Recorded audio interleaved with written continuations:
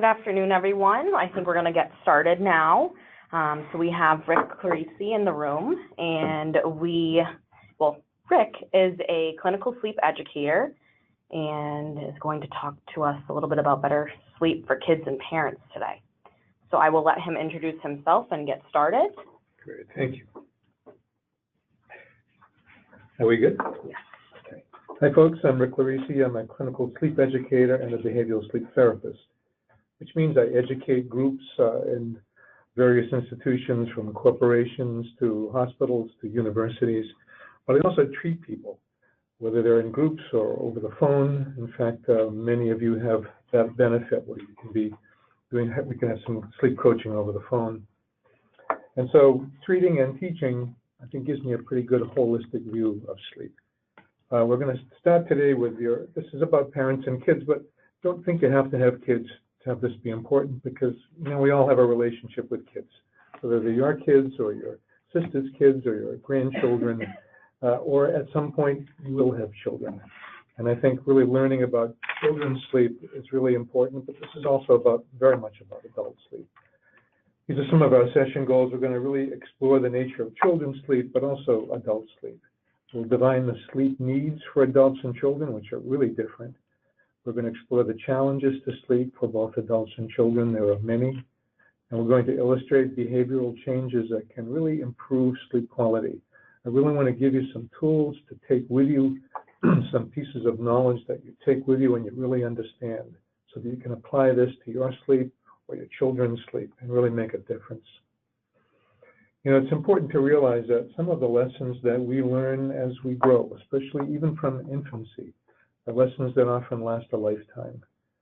When I see people in the office for sleep adults, oftentimes we find, or they'll even understand, that some of their sleep problems and issues, especially in chronic insomnia, really reach back to childhood. The kind of training they got, whether it was sometimes too strict, or whether it was really disorganized, not scheduled or planned at all. And so sometimes the things we teach our children in their formative years really last. And the plus side of that, certainly, is that when we teach good habits and good scheduling for sleep and get kids to understand it and really prize it, we really teach lifetime kinds of skills. And it's a long learning curve.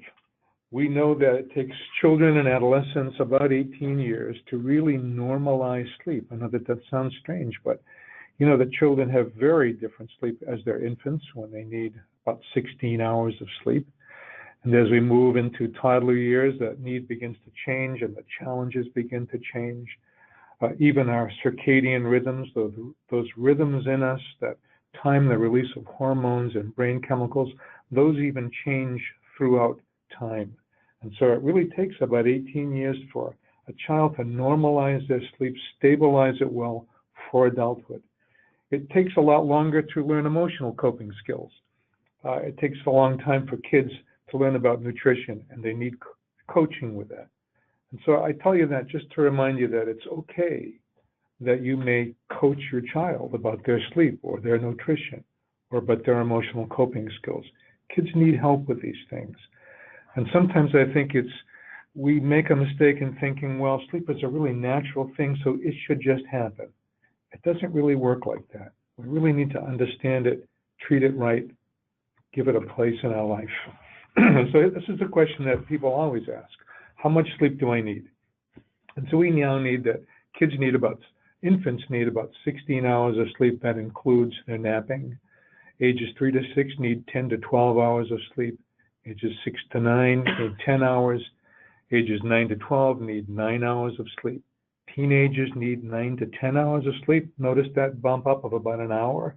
As we enter the teenage years, it's a very different, formative, and powerful time for developmental things. Adults need 7 to 9 hours of sleep. That's a pretty big window. And so a lot of times, one of the things we need to assess is, what do we individually need? And so now you know that an adult needs 7 to 9 hours, but your question might be, what do I need? And how do I find that out? And I often recommend to people that they find that out on vacation, when their schedule is not dictated by their work hours, their wake hours, their commute hours, those kinds of things. When you can go to bed when you really want to and when you really feel sleepy, and get up when you really feel you'd like to, and then assess how you feel in the daytime. And a lot of times what you'll find, most people find, is that they need about another half hour to an hour of sleep than they've been getting. And they really get that when they're on vacation. Pregnant women need a few additional hours beyond their ordinary need. And so it's not a bad time to ask ourselves, so what exactly is sleep? And if I asked all of you to give me a definition, I probably would get lots of different elements of what sleep seems like to you and what it feels like. This is a teaching definition. And so sleep is the natural periodic suspension of consciousness necessary to regulate, repair, and restore physical, emotional, and cognitive health. What I'd like you to take away from this is that understanding that sleep is really the basic foundation for all of your health, physical, emotional, and cognitive. That's a huge thing. All of your health rests on this foundation. If the foundation is compromised, everything is compromised by it. But the plus message is, if sleep is good and you're taking care of it and you've improved it, every element of your health is affected in a positive way. The other thing I'd like you to take from this, another takeaway, is that it's a natural periodic suspension of consciousness. Isn't that an odd thing to say? And it's a reminder to us that when we're asleep, we are unconscious. So the only thing you can ever be aware of regarding your sleep is what happens in wake. That sounds like some kind of a puzzle, but it's just a reminder that whatever opinions you have about your sleep are based on the experience that you have when you're awake. So you might be able to say, gee, it takes me a long time to go to sleep, or I go to sleep almost instantly. That you can be aware of. You can be aware of waking up a number of times during the night and having that be either easy and natural or difficult, resulting in a lot of thinking. Or you might say, gee, I kind of wake up awfully early in the morning and then I have a hard time getting back to sleep. These are really common problems. But what actually happens in your sleep, you cannot be aware of. And I'll give you an example. When I spent 2 years in the sleep lab studying sleep apnea, restless leg syndrome, and narcolepsy, we often would have people coming in. More men have sleep apnea, so we had more men clients and patients. And a lot of times a man would come in with his overnight bag, and I would sit down and take his history, medical history, go through his charts, and ask him, so why are you here? What did the doctor say to you about your sleep? And often they would say, the only reason I'm here is because my wife says I snore, and I know I don't, so we're going to finally prove that. And so then we hook them up with electrodes and sensors and belts and cannulas and oximeters and EKG pads and put them to sleep.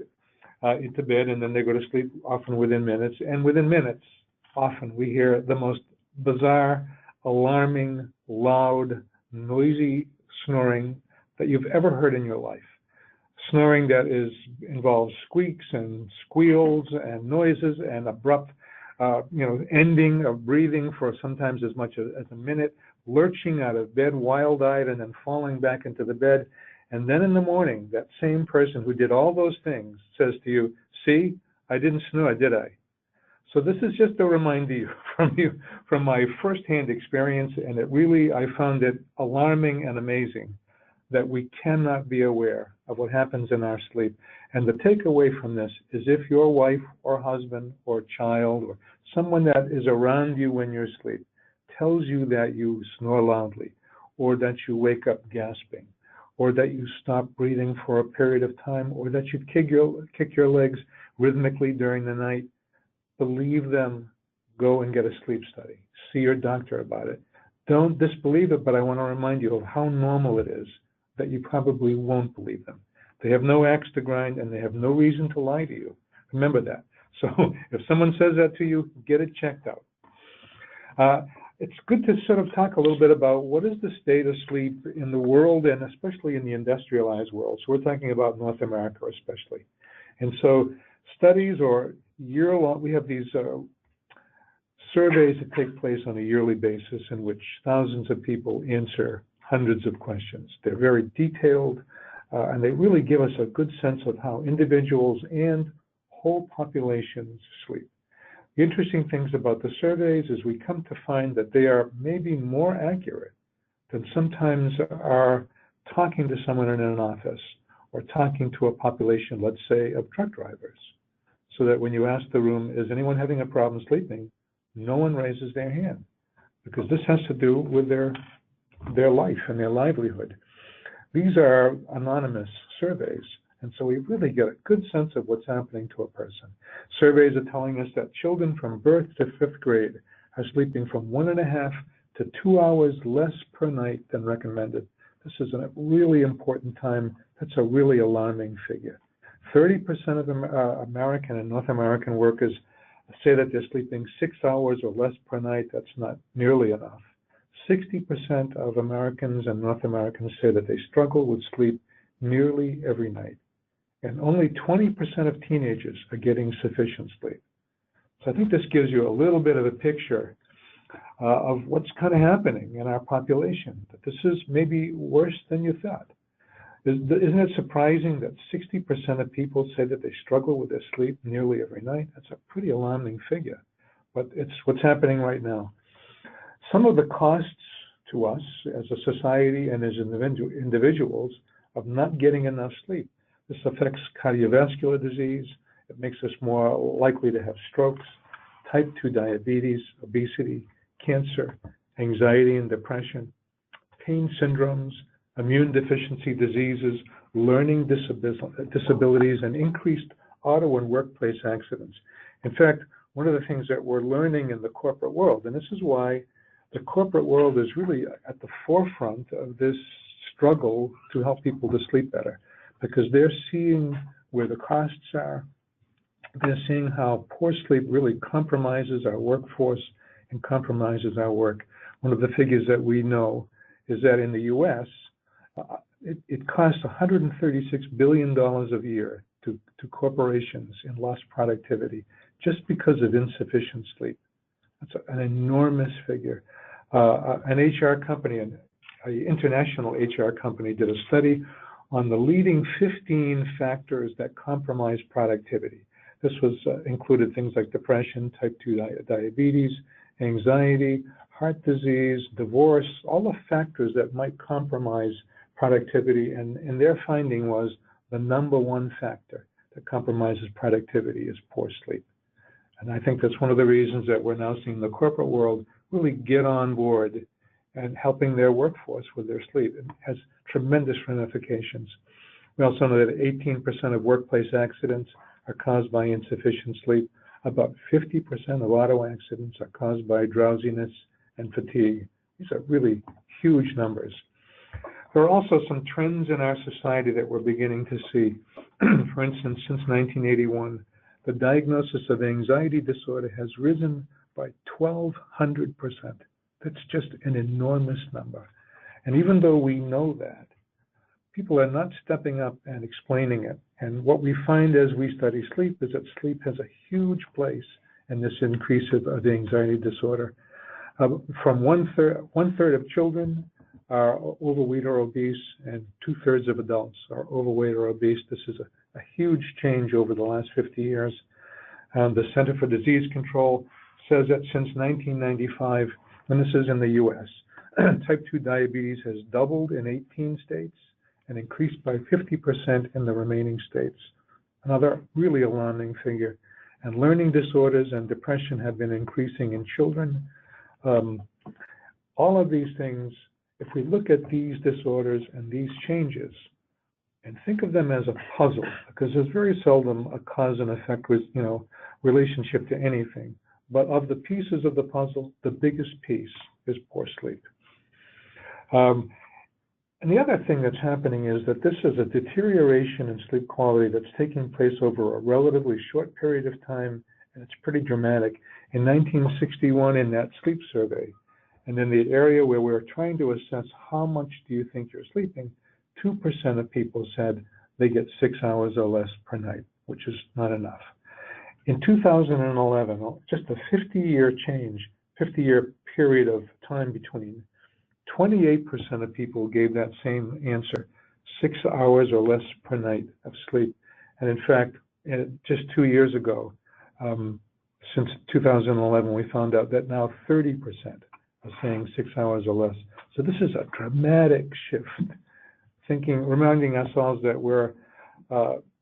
our species is about 430,000 years old. These changes have happened in the last 50 to 60 years. So here's one of the big pieces. If you think of poor sleep and you wonder to yourself, why on earth are we having such a huge change in our sleep? Why has it gotten so much worse so much quickly? I'll tell you about this one, probably the biggest piece in this puzzle. And so this begins back in 1890 when Edison discovered electricity. When we discovered electricity, this was after literally hundreds of thousands of years of using candles and fire in our homes to illuminate our evening. And if you've ever used a candle to illuminate your night, maybe when there's a snowstorm, you realize you can do very little with candlelight. You can't read much of anything, you can't do much of anything. And we know that our ancestors, and we're not talking way back, we're talking 1890 and then beyond, slept more than we do, went to bed obviously much earlier than we did, and sometimes actually did what we call biphasic sleep. So they would go to bed at maybe 7. In the winter, it's already been dark for 2 or 3 hours, and there was nothing to do. They would often sleep till 11 or 12, get up for a couple of hours and do things, simple kinds of work, and go back to sleep. And this biphasic sleep actually made a lot of sense when you had that much darkness. So a good thing to remember about darkness and light is that every living thing on the planet is governed by a balance of darkness and light. And up until 1890, that balance was pretty even. We had pretty much the same amount of light per day and pretty much the same amount of darkness per day. Light initiates the production and release of certain hormones and brain chemicals, and darkness does the same to other hormones and brain chemicals. And it's interesting to note that since 1890, gradually, we now get 4 to 6 hours more light per day than our ancestors, and 4 to 6 hours less darkness. It's a huge number, and that's part of why there's been such an enormous shift. So here's a little diagram. So just for you, you might think of this as a 3D diagram of sleep, because I know you do three-dimensional software. And so we're going to call this a 3D diagram. And really, the elements of it are time, duration, light and dark, so illumination, and the third dimension is sleep, the chemistry of sleep that results from these things. And so if you look at this diagram, notice the top line on the left. That line is drawn in that way just to represent the way our sleep drive works. It's called the homeostatic sleep drive. Not something you need to know, but it's that drive in us that we would think of as being at its lowest point when we wake up in the morning, and that kind of gradually, as that line increases, builds over the course of a day. As we study sleep like this, we now know that it takes 16 hours for that sleep drive to build so it's strong enough to really put us out and keep us out. And so if you get up at 6 in the morning, at 10 o'clock at night, that sleep drive is ready to put you out. A takeaway just from this is that it really needs 16 hours. Sometimes when people have chronic insomnia, in other words, they're struggling with their sleep, they have either a hard time going to sleep or staying asleep, sometimes, and this kind of makes sense, we begin to think of, what could I do to make it better? Of course. The trouble is, a lot of times we do all the wrong things. And so what sometimes people may do is they say to themselves something like, I'm not getting enough sleep, I'm exhausted, I think I'm just going to go to bed a lot earlier. And so they go to bed at 8:30. The trouble is, that's an hour and a half before their sleep drive is built to put them out. And so they sleep for 5 or 10 minutes, they wake up, they toss and turn, they begin to get frustrated and anxious and say, oh no, not this again. I have to go to work in the morning, I'm going to be exhausted again, and this can ruin your sleep. So a takeaway is that we really need that full 16 hours. When we treat people for chronic insomnia, we sometimes, and even though it sounds kind of paradoxical, we actually have them begin to go to bed a little later so that that sleep drive is really powerful, not just marginal. And so kind of an interesting thing about that sleep drive. That line underneath it that runs parallel, that line represents our circadian clock or our circadian rhythm. And so for human beings, light and dark controls the timing of the release of all of the hormones and brain chemicals in our brain and in our bodies. The presence of light does certain things. And so in the morning, light really wakes you up. Now you might say, well, I have an alarm clock. That's what wakes me up. And there's some truth in that. But we really wake up genuinely when we see light, and light enters our eyes and tells our brain to begin to produce 15 different chemicals that make us alert in different ways. And so another takeaway from just this drawing is, in the morning, whenever you wake up, I would suggest you wake up in a dark black bedroom, but then get as much light as you can. So go into the house, the room in your house where it's really bright and light, or get your first cup of coffee and go out in the front steps in the sunlight and have your first cup of coffee. Because the more light you get, the quicker this circadian rhythm begins to work vigorously throughout the day. A good example of it working sort of sluggishly is when you're on a weekend day and it's Saturday, but it's dark as heck, it's going to rain, there's clouds, there's no sun. You get up at maybe the normal time, but for the first 2 hours you're sluggish, you can't wake up. It's because light is the way we wake up, really. And it wakes up our brain, and it keeps our brain awake the entire day. In fact, that's the reason that those two lines are parallel, because as the drive to sleep actually builds across the course of the day, the drive to stay awake builds in a way that, in a way, pushes against that drive to sleep so that you stay awake. Now, there's a little place in the middle of this, and it's not on this particular diagram, but it's a place that between 2 and 4 o'clock that we call the circadian window.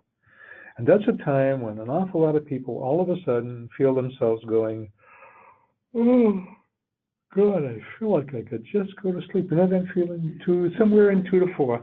It lasts for about an hour. And what we know about that circadian window is that the circadian clock sort of steps back for about an hour and produces less alerting chemicals. And in most other cultures, other than the industrialized world, people just take a nap for 20, 30 minutes. When they wake up, we now know that they're more alert. The rest of the day, they're less likely to have any accidents or make any mistakes at work or get hurt. And the things that they learn after that nap stay in their mind as learning and memory more thoroughly than if they don't take a nap. That's why in many, many countries now, we're beginning to take a nap in the middle of the day, or at least provide for that need when someone feels it. Because it's different for us every day. I'm sure you all realize that there are days when you really feel that, there are days when you don't. And so that's one of the things that, as we treat employee populations, we're just taking a look at. Many companies, about 17% of the companies, have taken some kind of step to provide that if a person needs it, knowing that it will be pretty helpful. After that period of time, we enter into the late afternoon, say from 4, 5, and 6. And what happens in that period of time, if you were to think of the pre-electric period, before electricity and artificial illumination, what would happen is it would begin to get dimmer and dimmer and dimmer. And even this time of year, by 7:30, 8 o'clock, it begins to get pretty dim. And what dimness does, darkness does two things. It tells the brain to slow down the production of those thinking chemicals. And then it tells a gland in the back of your brain called the pineal gland to start to produce melatonin. Melatonin is a hormone that one of the things it does is protect you against cancer. But in relationship to sleep, it's just like a key that goes into your brain, and when it turns, it just tells the brain to stop thinking. But if you think about some of the problems and struggles that you might have during the night, isn't thinking one of the major things? Where you're falling asleep in front of the TV, you go to bed, and yet you find yourself just lying there thinking, and your brain is active, and you're thinking about tomorrow, and maybe there are some worries or concerns, or you fall asleep okay, but then you wake up to go to the bathroom, or you just wake up, and all of a sudden, bang, you're really thinking, as though your mind is just off to the races. And it's not always unpleasant. Sometimes it's very creative. The trouble is, it's not sleep. And so one of the reasons that is because when our brain really would like to be slowing down the production of alerting chemicals and increasing the production of melatonin, most of us are getting more light than we even get in the daytime. We know that most people's interior environment is brighter than the daytime because of the amount of light that we use. And the other thing is that on that bottom line, there's an area that would represent the period of 60 to 90 minutes before sleep time. And it's in that period that the pineal gland produces just about all of the melatonin that we need to get us through the entire night without thinking. And if you think about your life and most of the people's lives that you know, it's right in that 60 to 90 minute period that people are actually staring at laptops, smartphones, and enormous televisions. They're getting intense amounts of light, and we get, from those devices, we get what we call blue light. Blue light is the one frequency that can actually completely suppress melatonin and at the same time most excite the brain. And so what happens to a lot of us? And so if you're struggling with your sleep, that one drive is ready to put you out, let's say at 10 o'clock, but then throughout that night, there may be arousals, there may be thinking, because there's not enough melatonin in the brain to stop you from thinking. And there's the presence of tons of alerting chemicals. It's as though chemically the brain thinks that it's noon. So a takeaway from this, and I'm not saying that this is easy, when we change our habits and behaviors, habits have a tremendous momentum. We are, they often say, creatures of habit. We get used to a habit, and the thought of stopping and changing it is just abhorrent to us. But if you can take that 60 minutes at least before your bedtime and protect it from intense light, turn around your computer and smartphone use, do all of that earlier in the night. And in the last 60 to 90 minutes before sleep, even just 60, read in low light, get lunch together for tomorrow, get your clothes together, clean the house, things that do not require much light at all. And in general, bring the lights down in your environment. We don't need 6 canisters of 200-watt light bulbs in our ceiling. We could use one lamp and still be safe and not trip over anything. We've just gotten used to way too much light, and no one ever told us that we were dramatically affecting the chemistry of our brain. Bring the lights down at night, protect that last hour, and you will dramatically change your sleep.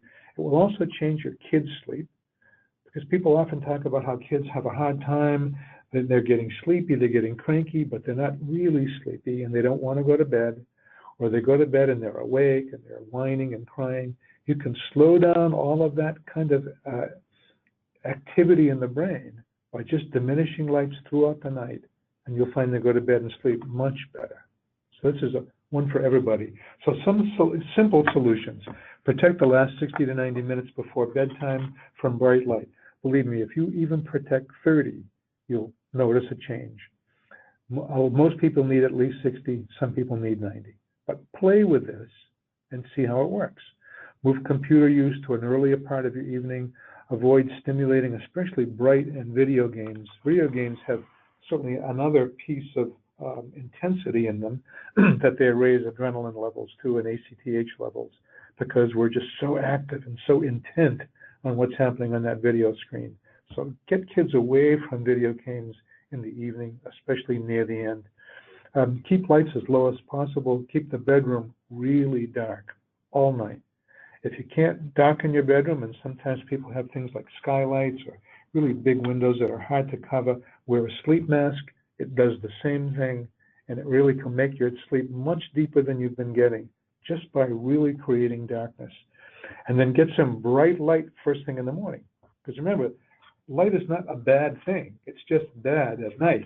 In the daytime, it's a wonderful thing, and it's exactly what we need. And so other habits that you can change that really will affect sleep: alcohol use. Don't let your kids drink alcohol at night. Kidding. Watch your own alcohol use at night. Alcohol is a sedative, and it's also something that relaxes muscles. And so we now know a few things about alcohol use at night. If you drink at night two or more drinks within 2 hours of your sleep, a few things happen. First of all, it can cut the quality of your sleep in half in a way that you would not notice, except that you're exhausted and you have no energy the next day. It can also, because it's a sedative, it relaxes the muscles that support our airways. they keep the airway open throughout the night while we're breathing. If we sedate those muscles, they begin to close, just like sleep apnea. And so we find that a person who's had a couple of drinks at night within 2 hours of sleep actually can create a night of sleep apnea, even though they don't normally have sleep apnea. We call it alcohol-induced sleep apnea. Television, smartphones, and computers, get them out of the bedroom. You know, one of the things about getting those kinds of things out of the bedroom is that those things we associate with all of the work, entertainment, the world, the news, all the things that are going on in the world. When you look at that TV, even if it's off, it reminds you of all of the things you could think about. If none of those things are in your bedroom, you associate your bedroom with sleep and intimacy. And that's what a bedroom is for. So if you're really, especially if you're struggling with your sleep, get all that junk out of your bedroom, all the electronics. And smartphones too. People have mistakenly taken their smartphones into the bedroom. We're now realizing that these things can really disturb sleep in a number of different ways. The biggest way is because you associate it with everything else you're connected to, and that has nothing to do with sleep. But a study just done at Harvard about 15 months ago was done with adolescents. Now this is truer for adolescents than it is for adults. I grant that, but this is an important thing to know. That we did a study in Harvard. Children were allowed to sleep in 2 different sleep labs where you monitor every element of their sleep through sensors and leads and all of the things that we do in a sleep study. One group of kids did not have a smartphone in the bedroom. The other group of kids had a smartphone on their bed table.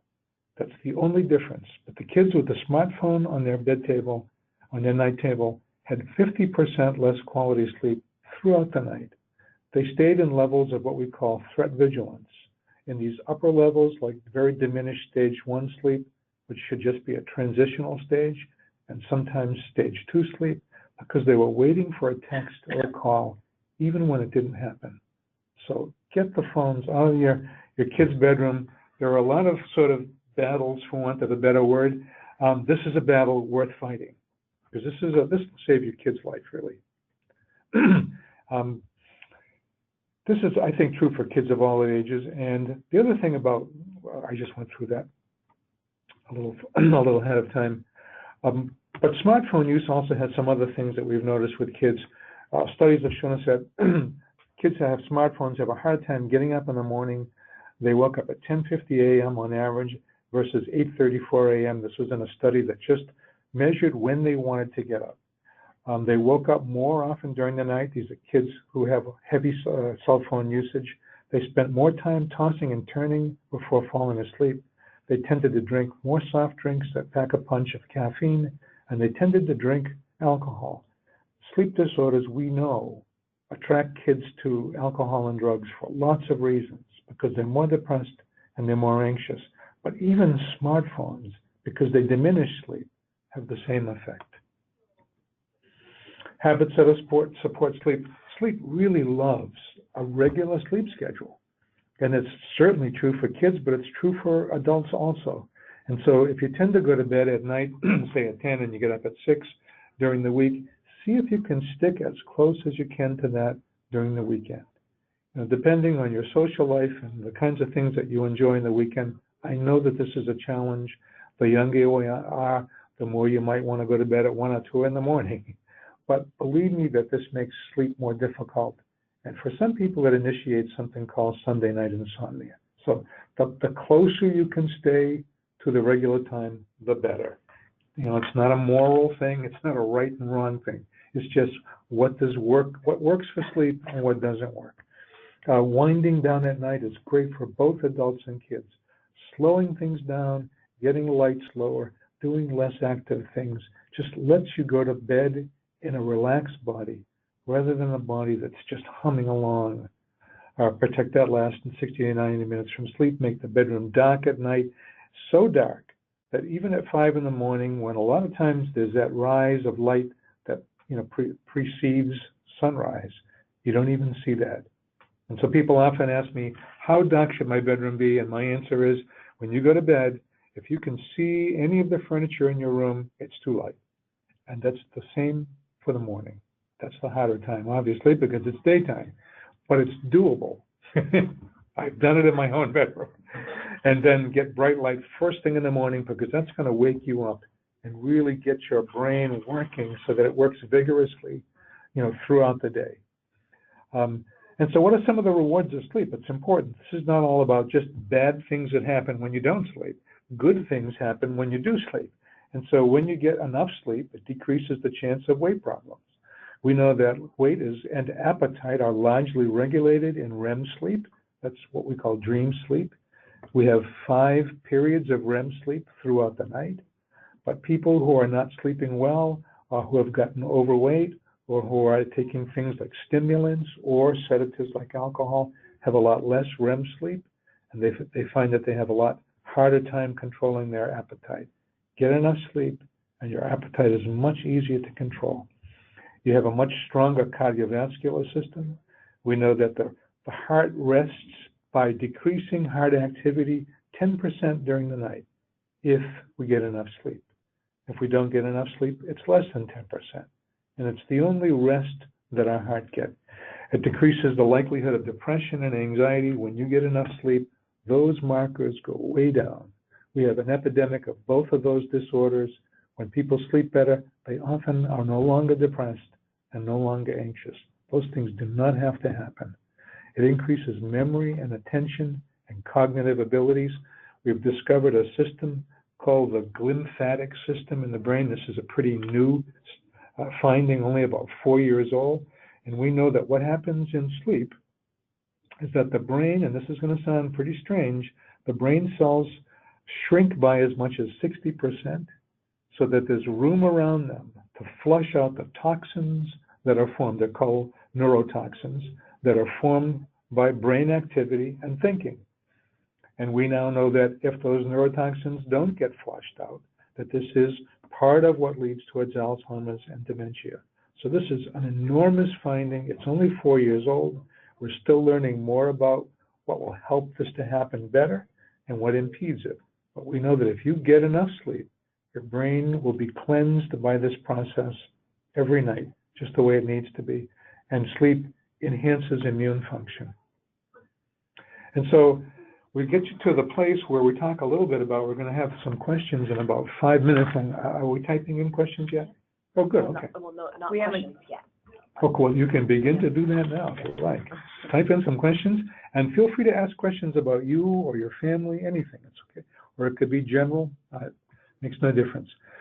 So a reminder that for some of you, I think it's mostly U.S. Employees, that there's a sleep coaching function available through your EAP that's called KGA, and then all these initials. But in that employee assistance program, you can have 3 telephone sessions during the year. Oftentimes, and I do many of these telephone sleep coaching sessions, we often find that within 1 or 2 sessions, many people are fine, and within 3 sessions, probably the vast majority of people can clean up whatever's occurring in their sleep. Sleep is very curable, or poor sleep. This program can really help you to reclaim your sleep. Sleep well and prosper. So you can send some questions. This is also how you can get a hold of them, and I think there's one more. Yes, this is for Canadian employees. So I'll go back just one. So any questions, I'd be happy to answer If you can just go back to the Canadian one, just in case we have any people, them. they'll be able to. Absolutely, you bet.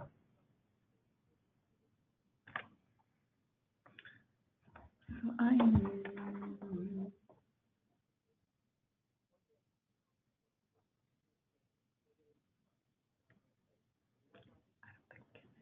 Okay.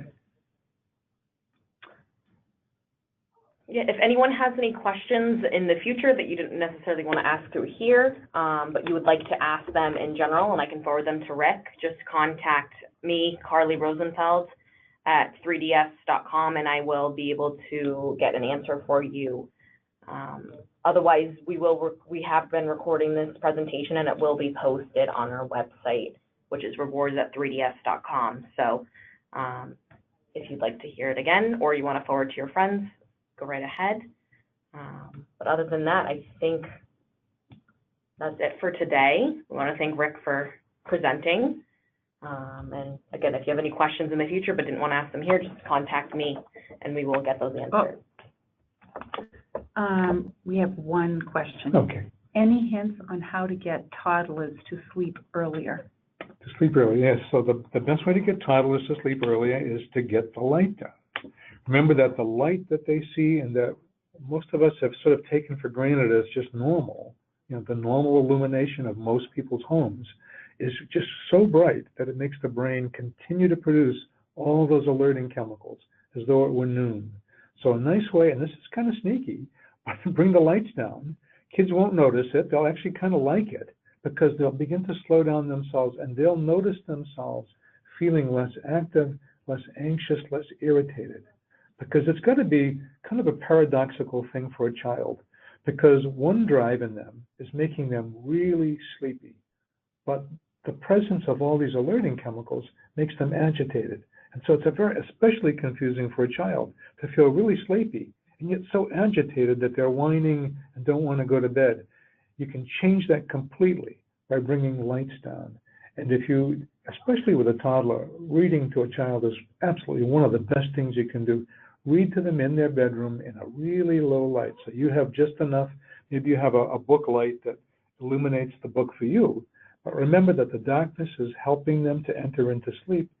And if you read to them with a nice, relaxed voice and slow down the story, you'll put them to sleep.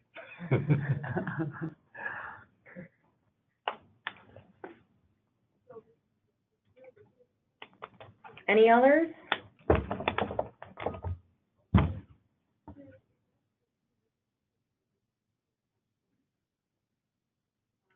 Okay. All right. Well, we will, again, post this for your viewing. And other than that, we thank Rick again. And I hope everybody has a good day. So thank you. Thanks. Nice talking to you, folks. I hope I get to talk to you as a sleep coach. Take care. Sleep well.